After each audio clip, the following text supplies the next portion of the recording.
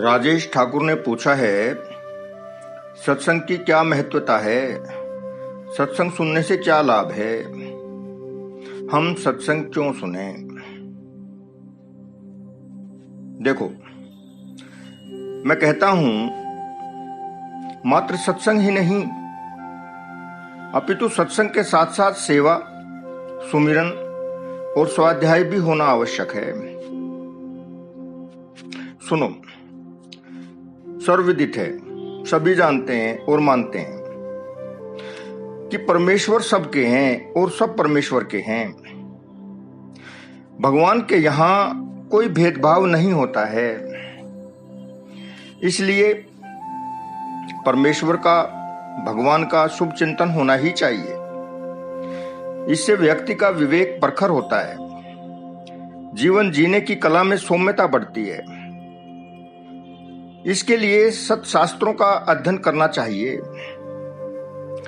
बिना स्वाध्याय के आत्मोत्थान कैसे हो? गीता में कहा गया है, 16वें अध्याय का 23वां श्लोक क्या कहता है? यह शास्त्र विधिम उत्सर्जय वर्तते काम कारते, न से सिद्धिम वापनोति न सुखम न पराम गतिम। अर्थात जो पुरुष सत्शास्त्रों को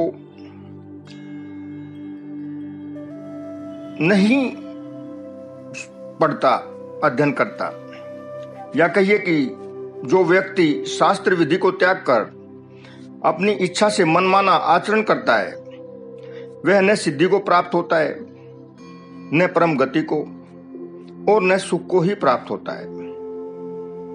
इसीलिए शास्त्र विहित, शास्त्र सम्मत कर्म करने चाहिए, इनका त्याग नहीं करना चाहिए। ठीक इसी प्रकार साधु, संत, महात्मा हैं, इनके वचनों का पालन करना चाहिए। देखो, भगवान, सत्शास्त्र, संत, महापुरुष, ये सभी लोगों में समता का भाव रखते हैं। सभी निष्पक्ष होकर प्राणी मात्र के हित के लिए कार्य करते हैं। सभी के सुहृद हैं। ये तीनों निरपेक्षित होकर परोपकार करते हैं।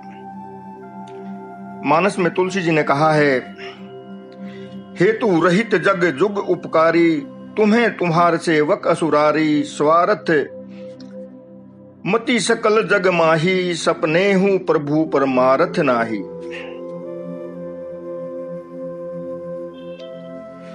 श्री प्रभु और हरि भक्त, साधु संत, ये दोनों ही निस्वार्थ भाव से सभी का हित, सभी का मंगल चाहने और करने वाले हैं। भगवान का यह गुण तो स्वाभाविक है, मगर भगवत भक्तों में भी प्रभु के प्रति भक्ति का भाव होने से प्रकट हो जाता है, सहज में ही प्रकट हो जाता है। यदि संत के रूप में अहित करने, सोचने और चाहने वाला कोई भी छद्म या कहिए कि ढोंगी, कपटी साधु संत हो तो उसकी बात नहीं माननी चाहिए। देखो, आत्मोत्थान, आत्मोन्नति और प्रभु चर्चा के अतिरिक्त मानुष का कोई हित है भी नहीं। जिस संत महापुरुष दिखने वाले व्यक्ति में कर्तव्य अकर्तव्य का बोध नहीं है, सतमार्ग में अवरोध पैदा करता हो, ऐसे व्यक्ति का दूर से ही परित्याग कर देना चाहिए। क्या कर्तव्य है और क्या अकर्तव्य है, इसके लिए सत्शास्त्रों की व्यवस्था है, शास्त्रों में प्रावधान है। सत्शास्त्रों का अनुसरण करना भी तो सत्संग ही है। यदि व्यक्ति के हृदय में आत्मोत्थान की तीखी तड़फ हो तो ऐसी प्रबल और सुदृढ़ इच्छा के बल पर ही सत्संग गए बिना ही प्रभु विवेक जागृत कर देते हैं, या कहिए कि हृदय प्रकाशित होने लगेगा प्रभु कृपा से। इसीलिए शास्त्र सम्मत कर्म करने चाहिए। गीता में 16वें अध्याय का 24वां श्लोक कहता है, तस्मात् शास्त्रम प्रमाणम ते कार्य कार्य व्यवस्थितो ज्ञात्वा शास्त्र विधानोक्तम कर्म कर्तुम मिहार्षि। अर्थात इससे तेरे लिए इस कर्तव्य और अकर्तव्य की व्यवस्था में शास्त्र ही प्रमाण है। ऐसा जानकर तू शास्त्र विधि से नियत कर्म ही करने योग्य है। अर्जुन से कहते हैं कृष्ण, सत्संग सुनने करने से, सभी सत्शास्त्रों को पढ़ने या कहिए स्वाध्याय करने से, हरि सुमिरन चिंतन करने से सभी प्रकार के सांसारिक पाप ताप मिटकर आत्मोत्थान होता है, आध्यात्मिक उन्नयन होता है। सुख दुख दोनों अवस्थाओं में सत्संग नहीं त्यागना चाहिए। सत्संग से आत्मबल मनोबल बढ़ता है। जीवन के रहस्यों को समझकर जीवन जीने की कला सरल हो जाती है। बुद्धि विवेक प्रखर होते हैं। पापों का नाश होता है, पाप क्षय हो जाते हैं और पुण्यों में वृद्धि होती है। सभी ओर से शोक मिट जाते हैं। आत्मिक मानसिक शांति छा जाती है। देखो, जब परिवार में कोई गंभीर रूप से बीमार हो जाता है या किसी कारण से परिवार के किसी सदस्य की मृत्यु हो जाती है तो अक्सर देखने में आता है सभी लोग शोक मनाने बैठ जाते हैं। जो दुखी परिवार से मिलने आता है वह भी सत्संग आदि की बातें नहीं करता और उसी दुख के भाव में बह जाता है और शोकाकुल के साथ लयबद्धता करता है। सभी तो नहीं, मगर अधिकतर ऐसा ही होता है। मैं कहना चाहता हूं, ऐसे समय में भी अपने आप को भी और दुख से आहत जो शोकाकुल परिवार है, उन दुखी व्यक्तियों को भी सत्संग से जोड़कर रखना चाहिए। ऐसा करने से दुख से शोक से उबरने और उबारने में बड़ी मदद मिलती है। यदि सत्संग के लिए बाहर नहीं जा सकते तो घर पर ही सत्शास्त्रों का पठन मनन करना चाहिए। श्रीमद् भगवत गीता, इस ग्रंथ को मैं स्वाध्याय के लिए प्रथम स्थान पर रखना चाहूंगा। फिर भी जिसका जैसा रुचि रुझान हो उसी के अनुसार स्वाध्याय करना चाहिए। किसी ने कहा है, हरि सम जग कछु वस्तु नहीं, प्रेम सम नहीं पंथ, सदगुरु सम सज्जन नहीं, गीता सम नहीं ग्रंथ। इस दोहे में, इस चौपाई में हरि, सतपुरुष, सत्शास्त्र, इन तीनों का ही समावेश है। अतः यह सब सत्संग का ही द्योतक है। सत्संग का बड़ा महत्व है। कई लोगों के पास कुछ धन पैसा होता है तो मैं देखता हूं कि धनवान सोचता है कि यहां दान कर दूं, वहां दान कर दूं, पैसा देकर जाप करा दूं, पाठ करा दूं। तो मैं कहना चाहूंगा, इसका इतना लाभ नहीं मिलता जितना स्वयं के प्रभु चिंतन करने से, स्वाध्याय करने से या सत्संग करने से या स्वयं जप आदि करने से मिलता है। यदि आप ऐसा करते हैं सत्संग आदि, तो आपके स्पर्श से, आपके सानिध्य से, आपके अलावा दूसरे लोगों को भी लाभ मिलने लगेगा आपके करने से। इतना ही नहीं, आपकी उपस्थिति मात्र से, मेरा कहने का तात्पर्य है, आपके चिंतन से, वचनों से और दर्शन से तथा हे भक्तों, आपको स्पर्श करके बहने वाली पवन हवा से भी दूसरों को लाभ मिलने लगेगा। तुलसी जी कहते हैं, संत समागम हरि कथा तुलसी दुर्लभ दोय, सुत दारा और लक्ष्मी पापी घर भी होय। सत्संग नहीं जा पा रहे हो तो शास्त्र अध्ययन करो।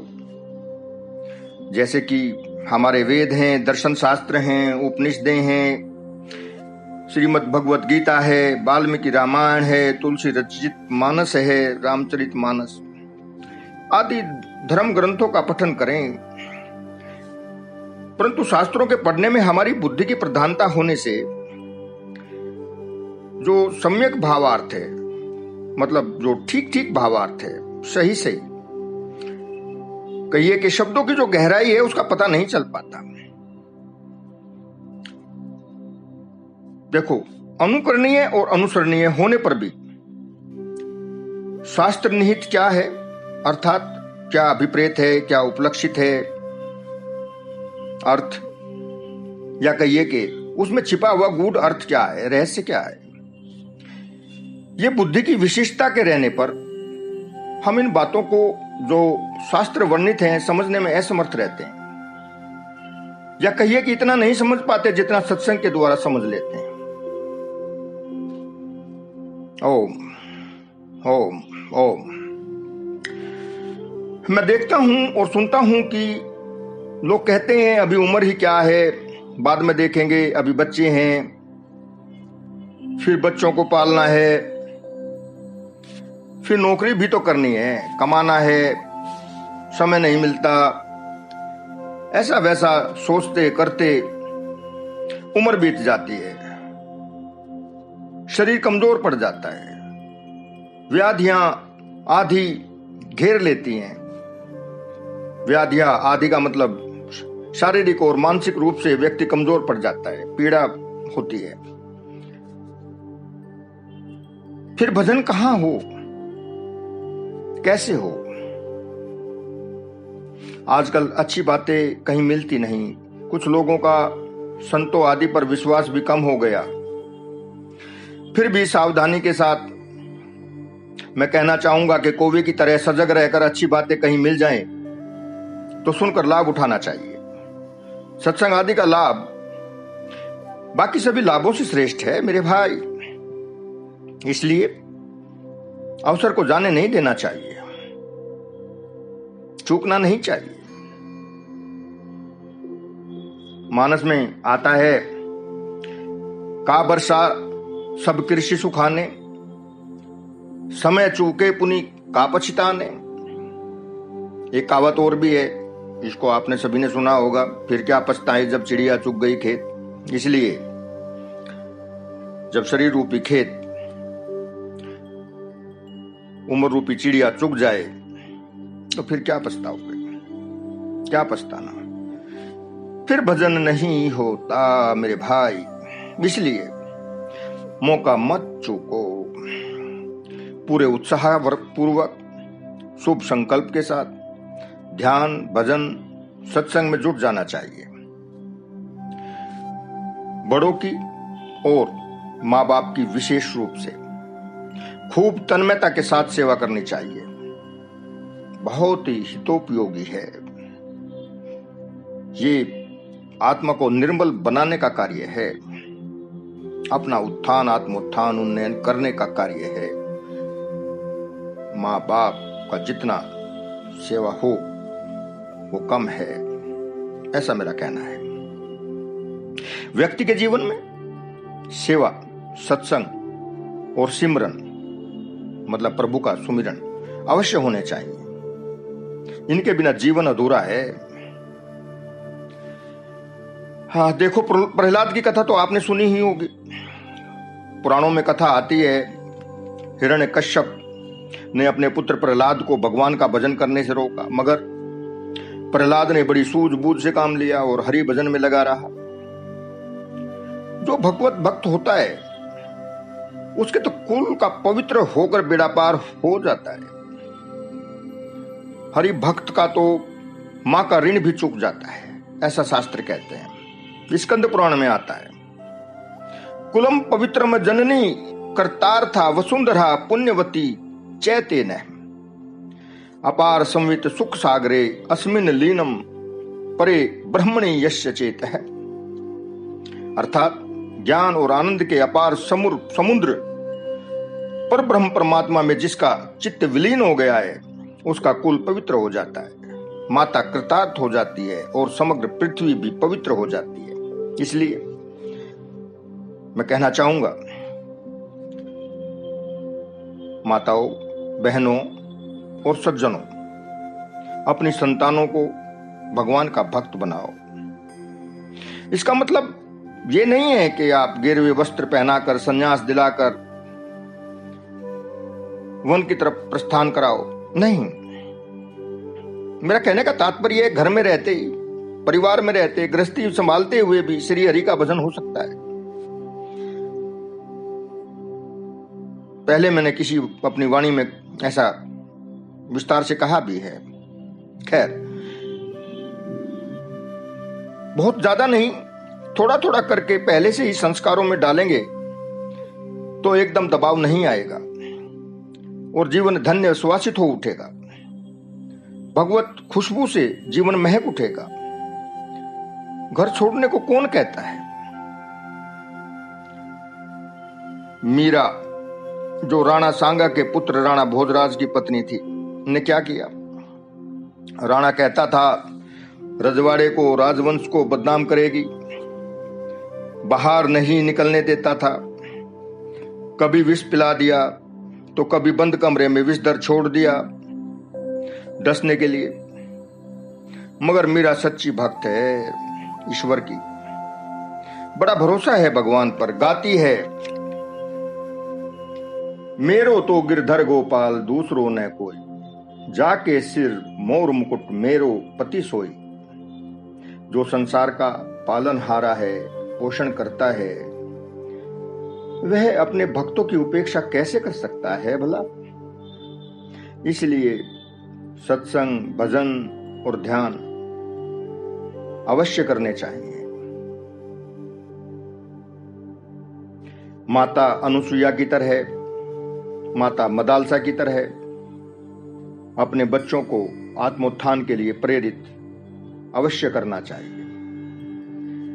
किसी ने कहा है, जननी जने तो भक्त जन के दाता के शूर, नहीं तो रही जे बांझड़ी मति गमाजे नूर। सभी को भगवान का सच्चा प्रेमी होना चाहिए। संसार को चाहने के लिए नहीं, बल्कि भगवान को ही चाहने के लिए भगवान का सच्चा प्रेमी होना चाहिए। भगवान की सच्ची भक्ति व्यक्ति के जीवन से पाप, ताप व अज्ञानता रूपी अंधकार का नाश कर देती है, जैसे प्रकाश अंधकार को मिटा देता है। ओम ओम ओम। जरा ध्यान से सुनो। एक भक्तमाल नामक ग्रंथ है, उसके रचयिता का प्रसंग है, बहुत संक्षिप्त में बताता हूं। कभी कभी संतों की सत्संग की बड़ी बड़ी विचित्र विचित्र महिमा हो जाती है जी। एक भगवत भक्त नाभाजी हुए हैं, उनकी आंखें नहीं थी। वे संतों की संगति में जाकर कभी जूतियों में पड़े रहते तो कभी कहीं पड़े रहते, और जो मिलता उसे ग्रहण करके मस्त रहते थे। वे अपने गुरु के बड़े आज्ञाकारी थे। उनके जो गुरु थे वो रसिक संप्रदाय के संस्थापक आचार्य अग्रदास जी थे। वो उनकी आज्ञा पालने और भजन करने से उनको अनेक अनुभव प्राप्त हुए। गुरुजी अग्रदास ने नाभाजी से भक्तों के चरित्र लिखने की आज्ञा दी। नाभाजी ने कहा, महाराज मैं भक्तों के चरित्र कैसे लिखूंगा? मैं भगवान का चरित्र तो लिख सकता हूं। गुरुजी ने कहा कि भक्त तुम्हें दर्शन देकर अपना चरित्र बताएंगे। क्या सुंदर बात है। इस प्रकार नाभाजी द्वारा रचित श्री भक्तमाल एक प्रसिद्ध ग्रंथ है। इसको मैंने भी पढ़ा है। यह सब सत्संग की महिमा नहीं तो और क्या है। तुलसीदास जी कहते हैं, बिनु सत्संग विवेक न होई, राम कृपा बिनु सुलभ न सोई। सत्संग बड़ी दुर्लभता से मिलता है। सत्संग की बड़ी विचित्र महिमा है। मानस में एक प्रसंग आता है, जब हनुमान जी ने लंका में प्रवेश करने लगे तो लंकिनी ने अपना आहार बनाने को पकड़ लिया हनुमान जी। अब हनुमान जी के द्वारा लंकिनी के मुंह पर मुक्का मारने से उस राक्षसी के मुंह से खून बह चला और बोल उठी, तात स्वर्ग अप वर्ग सुख धरिये तुला एक अंग, तूलन ताही सकल मिली जो सुख लव सत्संग। इसका कहने का मतलब है, इसका तात्पर्य है, सत्संग के समान दूसरा कोई लव मात्र भी सुख नहीं है। स्वर्ग और मोक्ष का सुख भी उसकी तुलना में नहीं टिकता। क्षण मात्र का सत्संग भी बड़ा सुख देने वाला है।